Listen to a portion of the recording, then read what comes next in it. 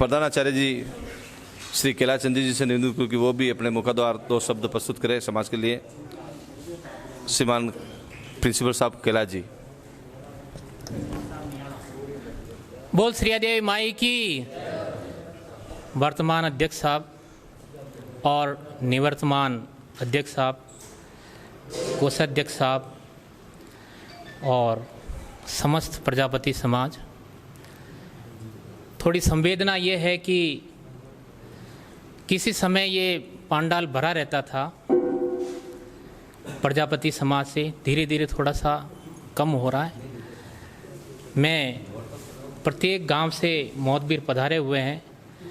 हो सकता है आप सत्संग में जागरण में नहीं पधारे, लेकिन कमोबेश आप इस मीटिंग में, जो महत्वपूर्ण मीटिंग होती है अपनी साल की अंतिम मीटिंग, जो कि एक बार ही होती है और सारा लेखा जोखा होता है, पधारें ताकि सर्व समाज सुने और उस पर गहन विचार करें। मुख्य बात यही है कि जैसा भाई साहब लादूलाल जी ने बताया, समाज में बहुत सारी कुरीतियाँ ऐसी फैल चुकी, जड़ें जमा चुकी है, जिसका अगर अपन अभी 4 भुजा में जो अध्यक्ष साहब ने एक और उन्होंने कुछ ऐसी घोषणा की तो और उन्होंने दंडात्मक भी रखा, तो वो भी इम्प्लीमेंट होने जा रहा है। उन्होंने जो भी जैसे मृत्यु बोझ पे क्या ले जाना है, पैरावनी क्या करानी है, क्या कराना है, उन्होंने 2-3 नियम निकाले थे, कठोरता से वो पालन कर रहे हैं वोराट क्षेत्र में।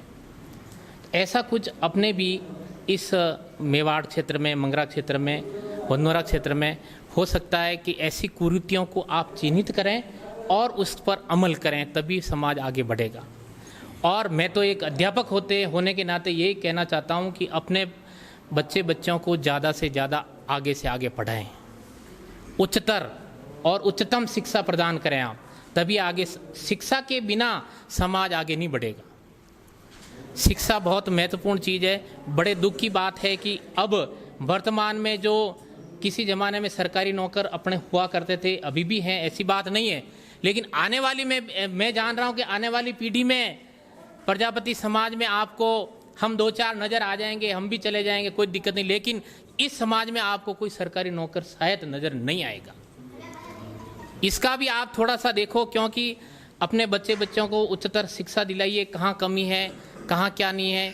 तो ये आप कब कर पाओगे, जब तक कि आप उनको अच्छी शिक्षा प्रदान नहीं करो। और दूसरी बात यह है कि कुरीतियाँ जितनी भी है समाज में, आप थोड़ा सा, ये बुद्धिजीवी वर्ग है, पुराने पंच भी यहाँ पर विराजमान है, माननीय पंच भी यहाँ पर विराजमान हैं, तो उनको प्यारे लाल जी साहब तो अच्छी तरह से जानते हैं। मेवाड़ में इधर उधर आप भ्रमण करते रहते हैं, क्या कुरीतियाँ क्या नहीं है, तो आपसे भी संपर्क करके उनको थोड़ा सा चिन्हित करें और उनको हटाएं, तब जा कर के समाज आगे बढ़ेगा। बाकी वही अपन वर्षगांठ बना लेंगे, लीग पे चल करके ये कर देंगे काम, वापस चले जाएंगे और वापस वर्षगांठ आएंगे, अपन कुछ कर नहीं पाएंगे। मैं देख चुका हूँ बहुत सारी मीटिंग यहाँ होती है, लेकिन तू मैं के अलावा कुछ नहीं होता। समाज के विकास की तो कोई बात ही नहीं होती है, क्या करना क्या नहीं करना। पिछली बार कुछ हुआ था, भाई साहब लादूलाल जी और निवर्तमान अध्यक्ष अपने राकेश जी ने, उन्होंने कामली घाट में एक प्लॉट लेने के लिए उन्होंने कर भी दिया। अब उसको भी थोड़ा इम्प्लीमेंट किया जाए आगे से आगे।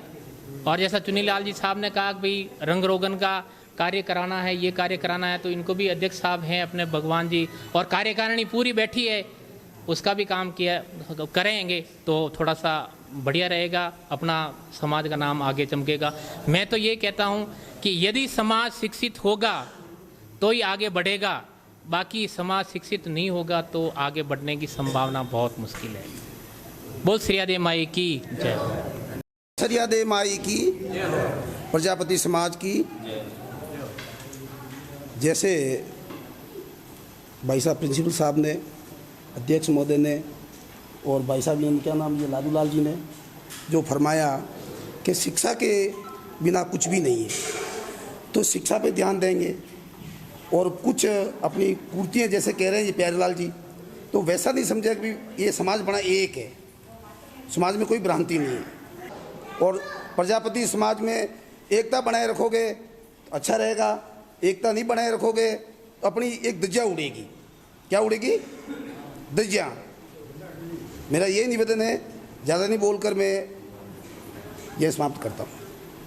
बोलो श्रीयादेव माई की।